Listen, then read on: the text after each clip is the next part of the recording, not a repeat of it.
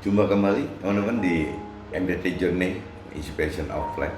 Pagi ini coba saya sharingkan masalah kegagalan menjadi berkat dari Tuhan. Apa iya kegagalan menjadi berkat dari Tuhan? Nah, ini coba kita kupas ya. Kadang manusia dapat berniat untuk memutuskan uh, sesuatu hal oleh karena timbul permasalahan gitu. Jadi memutuskan sesuatu hal ya saat timbul permasalahan sampai semua pihak menyepakati bersama uh, lepas kondisi akan membaik atau memburuk. Jadi ada apa ya? Maksudnya jadi kita boleh aja gitu bersepakat dengan tim memutuskan sesuatu hal yang dari pihak satu mungkin kurang kurang nerima, dari pihak yang lain mungkin lebih lebih lebih senang kalau uh, tetap bertahan seperti itu. Nah ini kan jadi akhirnya kan timbul konflik gitu. Nah maksudnya konflik ini ternyata dari pihak satu, dua, tiga dan seterusnya itu malah sudah disepakati bahwa oke lah seperti ini saja sudah. Lepas itu mana yang benar dan mana yang salah, ya apakah keputusan itu nanti membaik atau memburuk, tapi uh, dibayangkan seperti itu. Jadi banyak pihak yang tidak ketemu sehingga timbulnya konflik gitu dalam hal memutuskan permasalahan, tapi ujungnya kan tetap ada kesepakatan gitu. Nah, ketika semua pihak memutuskan menyepakati oke seperti ini, kadang-kadang tetapi segala sesuatu Tuhan yang tentukan pada waktu Tuhan itu. Jadi ada hak prerogatif Tuhan yang bisa membuyarkan itu semua gitu. Jadi segala sesuatu Tuhan yang tentukan pada waktunya Tuhan gitu. Asalkan kita kaitkan hidup kita kepada Tuhan dengan selalu berusaha dalam keseharian hidup mengaitkan dengan firman Tuhan dan juga hidupkan roh Tuhan di dalam aktivitas lakukan berdialog dengan Tuhan secara keseharian hidup kita gitu. Jadi waktu kita memutuskan sesuatu itu, apalagi ini dalam situasi kondisi banyak pihak gitu, ya kesepakatan itu akan bisa berbeda gitu dengan apa yang disepakati oleh banyak pihak tadi. Nah ini bisa terjadi apabila memang dalam hidup kita, dalam keseharian hidup kita terus gitu hidup dengan dasar-dasar di dalam jalan-jalan yang firman Tuhan perintah teraturkan gitu. Dan kita sendiri juga terus hidup di dalam Tuhan, ya dalam keseharian dengan dialog-dialog gitu. Setiap saat dengan Tuhan. Dialog itu kan doa teman-teman. Jadi sama aja gitu, sama aja berdoa. Cuman ini sifatnya bukan formal, harus subuh, harus masih gelap, harus duduk di ruangan ini, ruangan itu, harus di tempat sana, tempat sini, bukan gitu. Kalau dialog itu kan setiap saat di tempat manapun juga, kapanpun juga gitu. Ya kita bisa berdialog dengan Tuhan. Itu sebenarnya kan doa yang paling bagus, yang paling baik menurut saya gitu. Karena setiap saat kita ada kontak dengan Tuhan. Nah, waktu kita setiap saat ada kontak dengan Tuhan dan kita juga lebih belajar, lebih mengenal, lebih mengerti akan firman Tuhan. Meskipun keputusan di dalam tim yang konflik tadi gitu, terpaksa harus ada putusan, tetap Tuhan kadang-kadang bisa intervensi lebih gitu. Ya bisa aja kita misalnya memutuskan tahun ini kita bikin satu perubahan begini-begini misalnya gitu.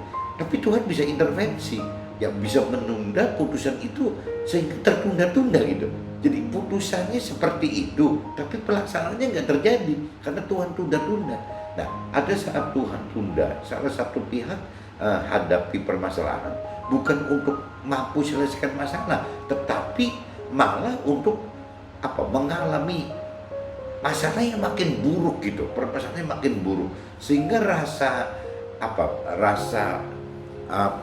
penasaran gitu, rasa penasaran si pihak yang tadi gitu, yang pengen menyelesaikan masalah itu, akhirnya rasa penasaran menyelesaikan masalah menyerah, sampai menyerah gitu. Yang tadinya si pihak yang mau menyelesaikan masalah berjuang mati-matian penasaran dan menyelesaikan, dengan Tuhan biarkan tunda gitu, kondisi makin memburuk sampai permasalahan itu si pihak tadi sudah memang tidak mampu menyerahkan diri, sudah tidak mampu untuk bagaimana mengatasi itu gitu. Nah, kalau sampai pihak kita atau pihak yang lain mengalami hal seperti tadi gitu, sampai yang tadinya penasaran menyelesaikan sendiri sampai ujung-ujungnya tidak mampu menyelesaikan masalah karena makin buruk saja gitu, akhirnya kita atau pihak lain menyerah dan berujung damai dengan pihak lain, dengan pihak yang konflik itu, karena memang tidak ketemu solusi gitu, tidak menemukan satu jalan keluar penyelesaian yang baik, ya berarti kan kegagalan gitu, tidak ketemu itu gitu. Nah akhirnya ujung-ujungnya semua pihak gitu, jadi bukan cuma pihak kita atau semua, jadi pihak-pihak yang konflik tadi karena tidak ketemu jalan yang terbaik, akhirnya semua menyerah gitu, semua berpasrah kembalikan kepada Tuhan. Karena semua jalan yang tadinya ada pilihan A, B, C, D, karena ada beberapa pihak, tidak ada yang ketemu jalan. Solusi A nggak ketemu, memburuk. Solusi B dari pihak B memburuk, dari pihak C memburuk, dan dari semua pihak memburuk. Nah akhirnya kan tetap nggak bisa menyelesaikan, ya penyelesaiannya tertutup, udah nggak bisa jalan, semua nggak bisa jalan gitu karena penyelesaian tertutup. Nah yang lucu dalam kondisi seperti itu, semua akan berbalik, ya sudah Tuhan maunya apa, lebih berpasrah gitu. Nah ini yang saya katakan, kegagalan itu bisa malah seperti itu, bisa kembalikan ke jalurnya yang benar gitu. Dari sisi rohani, kegagalan juga dapat menjadi berkat. Itu yang tadi, ya dari sisi rohani kegagalan juga bisa menjadi berkat, karena membuat kita mau lebih percaya, lebih mau mencari, serta lebih mengandalkan Tuhan gitu. Gara-gara kita gagal terus-terusan, gara-gara semua pihak A, B, C, D, E yang tadi berkonflik itu tidak menemukan jalan, akhirnya semua gagal gitu, ya tidak bisa ngatasin masalah itu, semua ngerasa gagal. Tapi kegagalan itu malah jadi berkat. Kenapa? Karena semua akhirnya belajar lebih percaya kepada Tuhan, belajar lebih mencari Tuhan, dan belajar benar-benar mengandalkan Tuhan. Karena mereka sudah tidak mampu, kita dan mereka sudah tidak mampu gitu mengatasi masalah tersebut. Kita jadi belajar apa yang kita anggap terburuk, kita anggap nih satu hal terburuk, tapi ternyata ada yang lebih buruk lagi gitu. Jadi Tuhan kadang-kadang sengaja menyembuhkan kita itu bukan dengan buruk diobati, tapi buruk dikasih lebih buruk lagi. Jadi butuh apa ya, obat penyakit malah seperti ini, seperti mungkin COVID-19 ya, itu kan COVID-19 itu kan virus gitu. Nah virus itu katanya kalau pengen menyembuhkan virus itu harus dikasihkan biaknya penyakit yang dilemahkan, yang udah dilemahkan dulu, dan disuntikan ke dalam orang itu, jadi timbul kekebalan. Nah ini sama, Tuhan itu sama gitu. Jadi udah kondisinya buruk, sama Tuhan dikasih lagi yang buruk gitu. Tapi kan dengan buruk yang Tuhan beri itu kan buruk yang dengan dasar firman Tuhan gitu, buruk yang dengan dasar pengenalan Tuhan gitu, dasar keburukan yang dengan dasar rancangan dan kehendak Tuhan. Jadi buruk yang memang sudah diatur, sama aja vaksin gitu. Vaksinnya itu sudah seolah penyakit virus ini dilemahkan, diatur sedemikian rupa sampai menjadi obat untuk obat ini. Sama. Jadi maksud saya kadang-kadang Tuhan bisa bikin kondisi buruk itu untuk mengobati yang buruk gitu. Bukan berarti buruk langsung diobati dengan yang bertentangan yang baik, yang bukan gitu. Buruk kadang-kadang diperbaiki dengan yang lebih buruk sehingga malah sembuh gitu. Pernyataan terakhir kan firman Tuhan, ada waktu mencari, ada waktu membiarkan rugi. Jadi nyata ya itu, jadi akan nyata indah pada waktu Tuhan itu. Jadi bagi pengusaha, bagi pekerja atau bagi yang hidup ini, kita nggak usah bingung bahwa rumus hidup itu harus mencari, harus plus, plus, plus, harus untung, untung, untung, harus laba, laba, laba.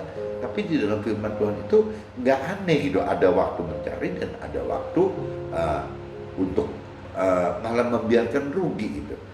Kenapa? Karena Tuhan punya satu rancangan kehendak yang lebih baik daripada kalau terus-terusan misalnya nggak pernah rugi gitu.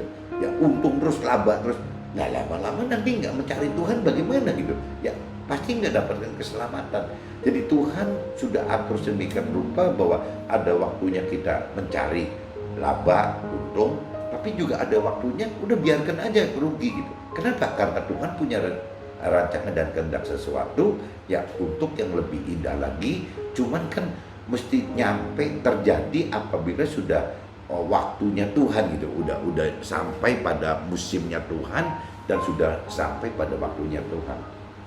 Mudah-mudahan ini agak ribet teman-teman jelasinnya, mudah-mudahan dengan saya coba semaksimal saya bisa jelasin, mudah-mudahan bisa ketangkap bahwa kegagalan itu jangan teman-teman bawa ke alam frustasi, depresi itu jangan teman-teman. Jadi kegagalan juga apabila kita tetap hidup di dalam jalannya Tuhan, hidup bersama Tuhan, di jalan Tuhan berarti dalam firman Tuhan gitu, hidup dengan roh Tuhan, itu kegagalan pun akan menjadi berkat dari Tuhan itu, bukan jadi malapetaka. Kegagalan itu menjadi berkat buat Tuhan, karena kalau tidak lewat kegagalan kita nggak mau mencari Tuhan lebih lagi gitu. Jadi kita tidak mau lebih percaya Tuhan, kita tidak mau lebih mencari Tuhan, kita tidak mau lebih mengenal Tuhan. Nah ini lewat kegagalan ini yang kita maksud akan jadi berkat sehingga kita lebih percaya Tuhan, lebih mencari Tuhan, lebih mengenal Tuhan. Mudah-mudahan bisa tertangkap teman-teman, dan kalau memang teman-teman bisa tangkap, coba bantu teman-teman yang lain atau keluarga yang lain, sharingkan lagi. Mudah-mudahan jangan seribet saya menjelaskannya gitu. Oke teman-teman, see you, bye-bye.